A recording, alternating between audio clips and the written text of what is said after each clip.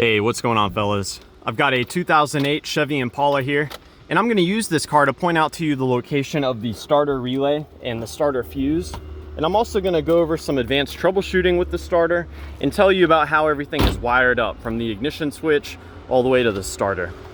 So let's start with the basics. We're going to go over to the passenger side of the vehicle and open this up here by lifting on the tab on either side and pulling the cover towards the front of the car.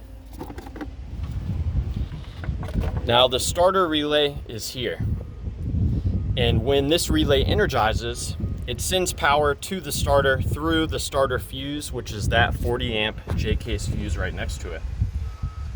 Now my favorite way to troubleshoot these relays is I'll have someone try to start the car, and while they're doing that, I'll tap on the relay. I'll also grab the relay and wiggle it a little bit. Sometimes relays can get stuck, and by tapping on the relay or wiggling it, you can cause the relay to free up. Beyond that, go ahead and pop the relay out, and we can take the defog relay, which where I live is a seldom used relay, and we can install that where the starter relay was. If after you switch this relay, your car starts, then you know that the original relay that you removed is probably no good. And please do note, with these 4-pin relays, you can install it backwards. It doesn't really matter. So you can install it one of two ways. Now, as far as removing the starter fuse, this 40 amp J-case fuse, you got to be a little gentle because you can break the top off, but you squeeze the fuse while you wiggle it from side to side and just pull it out. There we go. Now keep in mind that fuse only receives power when the car is cranking. Now further troubleshooting, what we can do, the starter relay is controlled by the powertrain control module. The powertrain control module only starts the car when it receives a signal from the body control module that you're turning the ignition key all the way to the start position.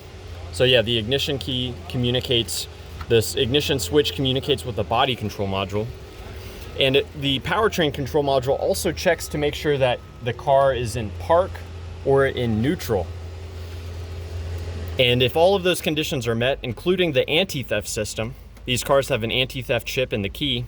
If all the conditions are met, then the starter relay gets engaged. And what happens is the starter relay will connect this pin with this pin. Connecting these two pins together sends power directly to the starter. So you yourself can connect these two pins together, and it should result in the starter cranking over. Assuming that the starter is in good shape, that your battery is good, and that your engine is not locked up. Now while I'm here, you know, the battery is right next to the fuse box. Be sure to check your connections, make sure they're both clean and tight and free of corrosion. Now I mentioned that the car will not start if it does not know if it's in park or in neutral. On the dash, there's a little display that tells you if you're in park, reverse, neutral. So pay attention to that. If that doesn't show that you're in park, try putting the car in neutral. You can try those two things to get your car going again. One other thing I'll point out to you is just the location of the starter itself. It's underneath this intake manifold. So if we pop down here, there's a black cover here. It's held in place with a number of 10mm screws. You can drop that down and get a pretty good view of the starter. Some people will just bend this piece, and next to the oil filter, here we are looking at the bottom of the starter. So yeah, I hope that this information was a good starting point for you. Please do let me know if you have any questions, or more importantly, any advice about the starter on your Chevy Impala.